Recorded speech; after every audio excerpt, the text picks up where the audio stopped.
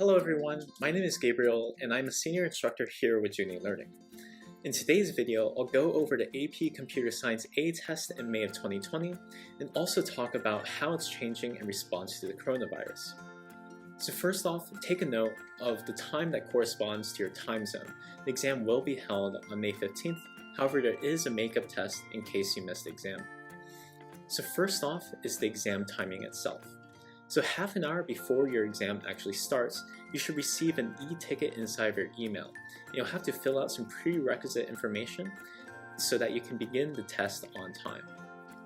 A timer will start whenever you actually start working on the test, and it'll show how much time is remaining until the end of the question that you're working on. So once the exam starts, then you'll automatically go to the first exam question, and it'll show 30 minutes counting down.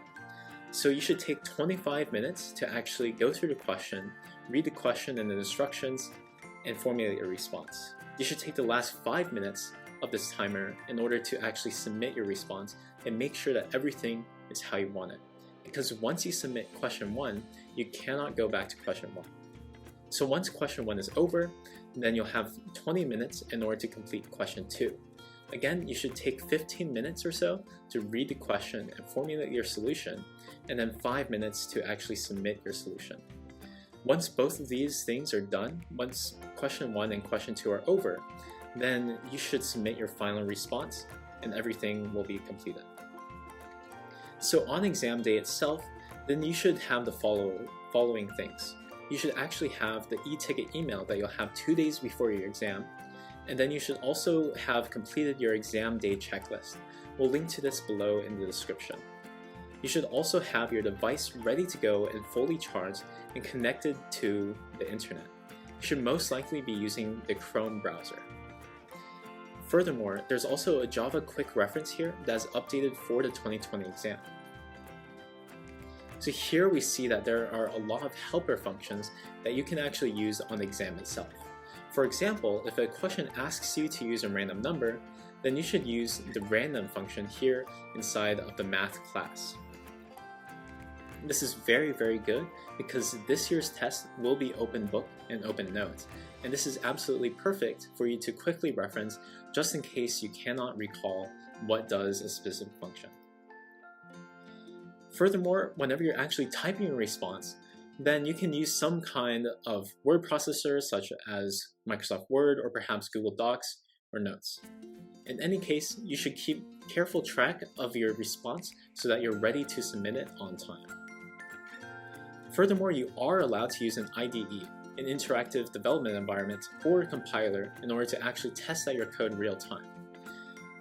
If you are comfortable with using these kinds of tools, then we would recommend actually using them. However, if you're not, then don't feel pressure to use them. So let's move on to the actual questions that will be on this year's exam. So it will consist of just 2 questions.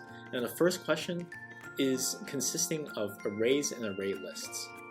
So this will talk about if you're able to write code that is able to satisfy specific requirements and use conditional statements and iterative statements.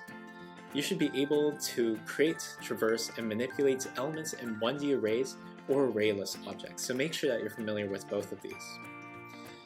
This will also account for 65% or so of the exam's weight.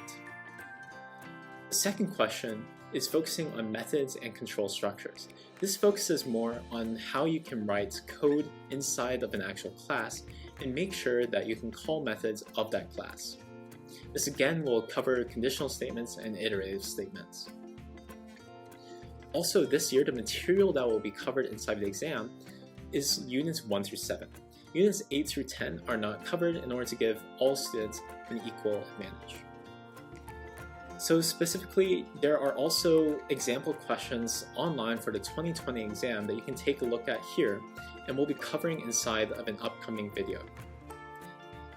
This consists of 2 questions, like covered below, on array and array list, and then another question on methods and control structures. This mirrors the actual structure of the 2020 exam this year, and I highly recommend for you to take a look at these questions and look at our video that walks through how you'd approach these questions. So finally, there's also a makeup test date and times corresponding to that on June 3rd if you cannot make May 15th. So that's all the information from this video, and we wish you the best of luck on your upcoming test. Hope to see you in the upcoming video that covers these actual exam questions. Bye for now.